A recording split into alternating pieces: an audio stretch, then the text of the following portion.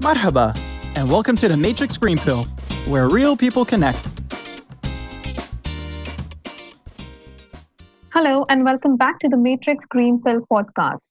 We are so excited to do our second podcast in a series of conversations with PR guru and founder of Matrix Public Relations, Jack Pearce. I am joined by my co-host Mel on the show today. Hi, Mel. How are you doing? Hey, Namita. Thank you so much. I'm doing great. And I cannot wait to continue our conversation with Uncle Jack, or UJ as he's fondly called. So with over 30 years of PR journalism and marketing experience in the Middle East, Jack is certainly a well-known name among PR practitioners. An elite founder member of the esteemed MEPRA, or the Middle East PR Association. He has also served as its chairman in 2005 and 2006. Yes, so today we will take a deeper dive into why he started Matrix Public Relations more than 21 years ago. Matrix definitely reflects his work style, values, tips, and the calm and composed attitude, which is much needed for today's PR professionals. Welcome back, Jack. Thank you very much. I'm flattered to be here. So in our last conversation, we spoke a bit about your background and how you got into the world of PR. Today, we would like to talk a bit about what led you to start Matrix PR in 1999. Why did you start Matrix at a time when you were leading one of the global PR giants in the region? And what gap did you identify, and how did Matrix fulfill that need? After I left the banking industry, I was going to set up my own PR consultancy then. Before I had a chance to do so, I was approached to set up to work for a company called International Public Relations, which was being set up by a group of local businessmen, 8 of them from the UAE, from Oman, from Saudi Arabia in particular.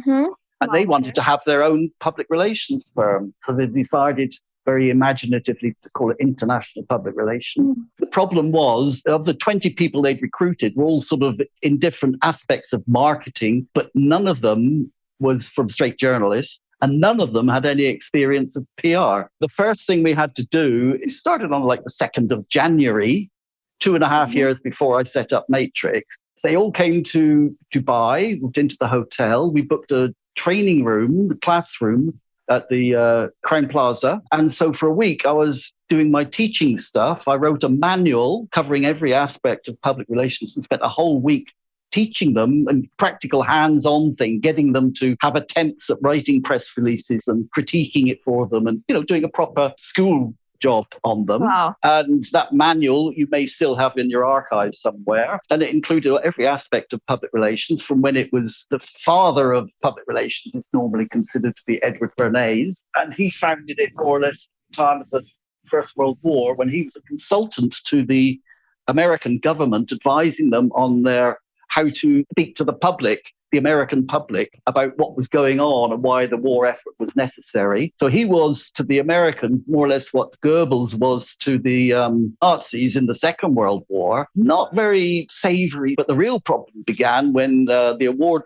Nobel Award-winning economist Milton Friedman announced that the only responsibility of a corporation was to maximize profits for its shareholders. Yeah, he spoke about free trade, right? And smaller government. Yes. He was a brilliant economist and other things, but he just made this off-the-cuff remark. No, the only responsibility of a corporation is to maximize profits for the shareholders. Monetarism, that's what he called it. Yes. The consequences were terrible. You're not going to have fire training and pay for fire extinguishers. You're going to contaminate, let all your chemicals from your factory go in and contaminate the groundwater, as it did in Flint, Michigan. People were developing cancers and dying of all sorts of horrible ways. You'll know the film Erin Brockovich. Right. Yeah. The real life film. So we had to, if you like, be the conscience of the corporations to say, no, it's not just about maximizing profit. You also have to do the right thing. Let's just move on from there and see, so how did Matrix come about? I was quite happy with the way it was going for the first couple of years. A Saudi was appointed as I was the director of operations, if you like, something like that. But a Saudi was appointed to be the general manager or managing director. And so he came in above my head, kept on asking me to do things that I considered unethical. And although they were paying me very well, I got more and more of a bad taste in my mouth. He was sort of asking me to lie. and to tell untruths. I just came to a stage where I thought, no, I can't continue working like this for a firm that makes me compromise my beliefs, my ethics. So I thought the only way out of this, set up on my own. And I didn't set up Matrix to start with. Thought, how am I going to do this? I haven't got a trade license. So I went and discussed it with some friends at Saatchi and Saatchi. I'm a PR guy. We've worked together on things for your clients. Could I set up my PR firm under your wing, sort of thing? And they said, yeah, that would be okay. Yeah, what a good idea. So I called it Jack Pearce Associates, but it was exactly in the Saatchi and Saatchi script and just like their business cards. And I moved my office into just down from theirs. And that's how we started up.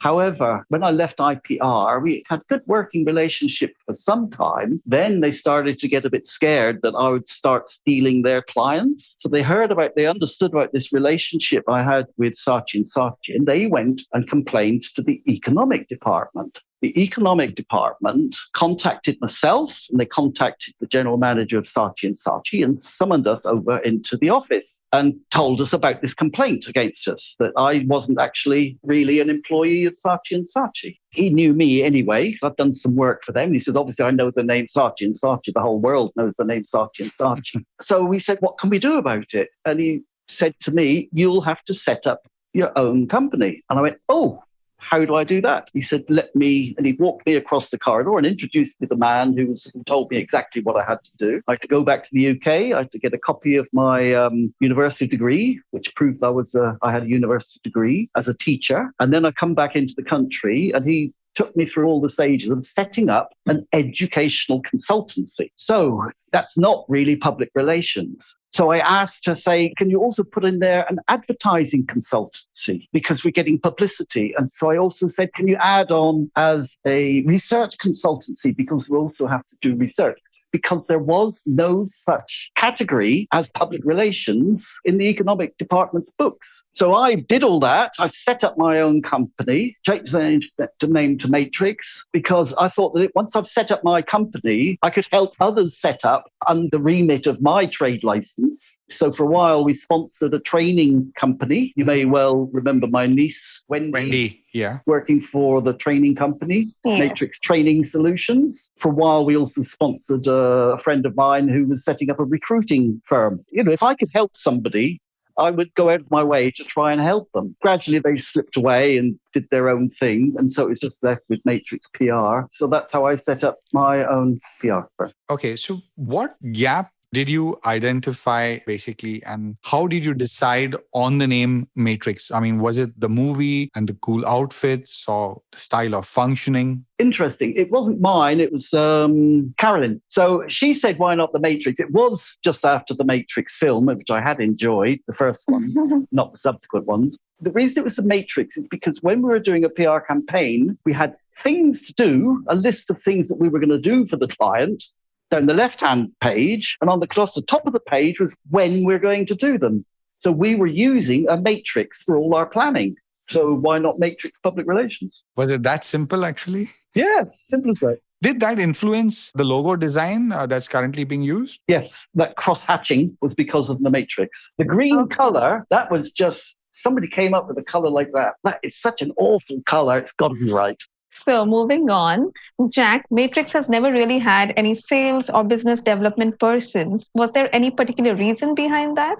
Yes, I didn't think we needed them because nearly all our work was referrals from somebody else or people knew my name. They would come and people would contact me and say, hey, would you like to come and pitch for our business? I don't know if that's still the same today. That's about 80% of our business, I think. Yeah, so I always thought it was sort of something we did.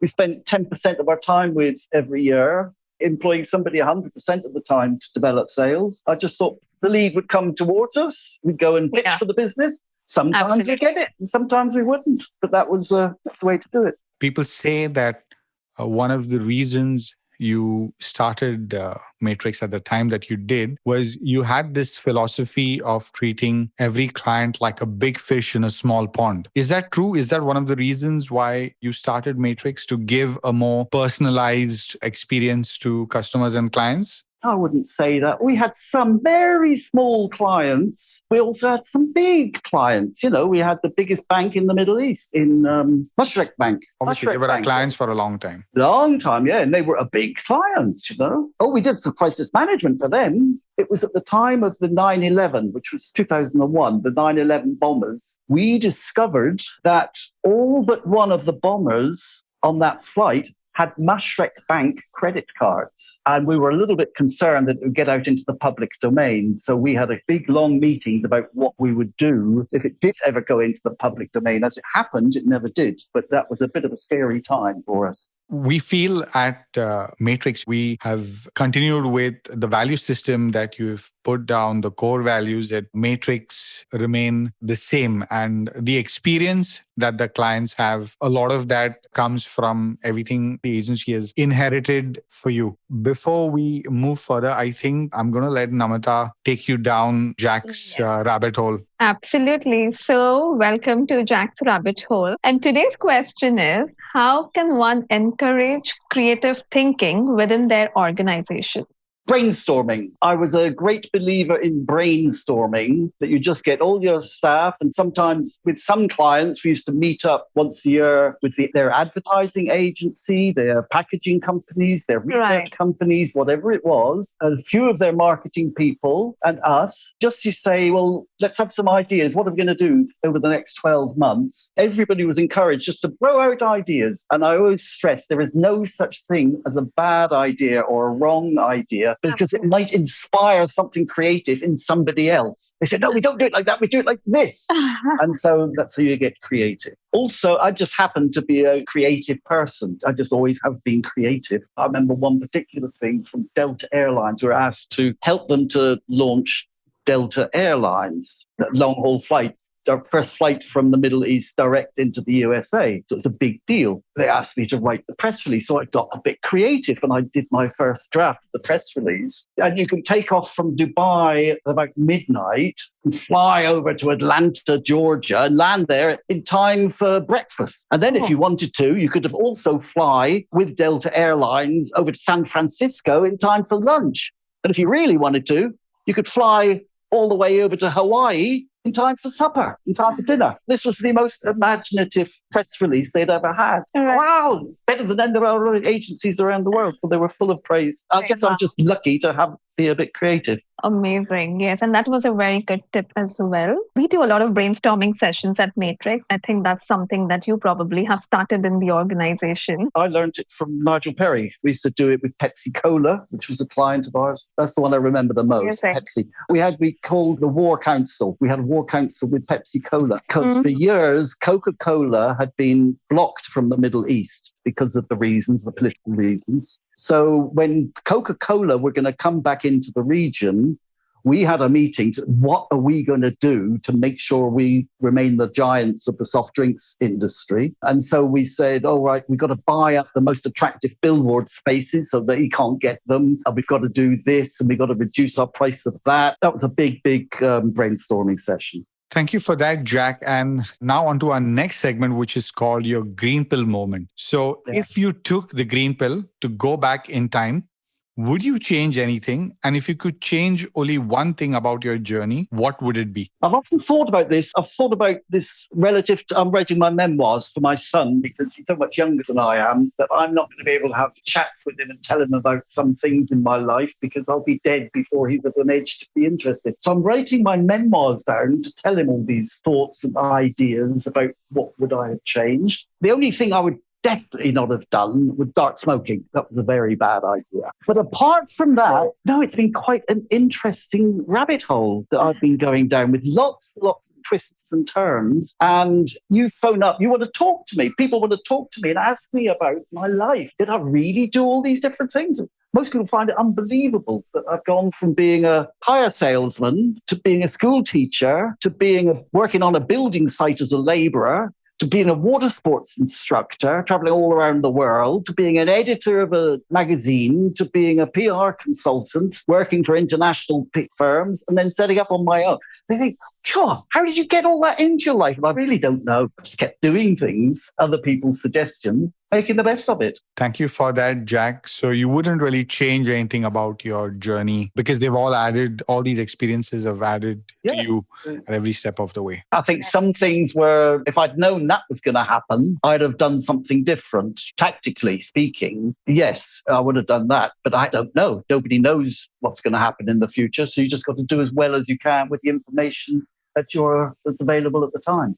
Thank you for that, Jack. And with that, we come to the end of this episode, and we'll be back with the next episode. So stay tuned.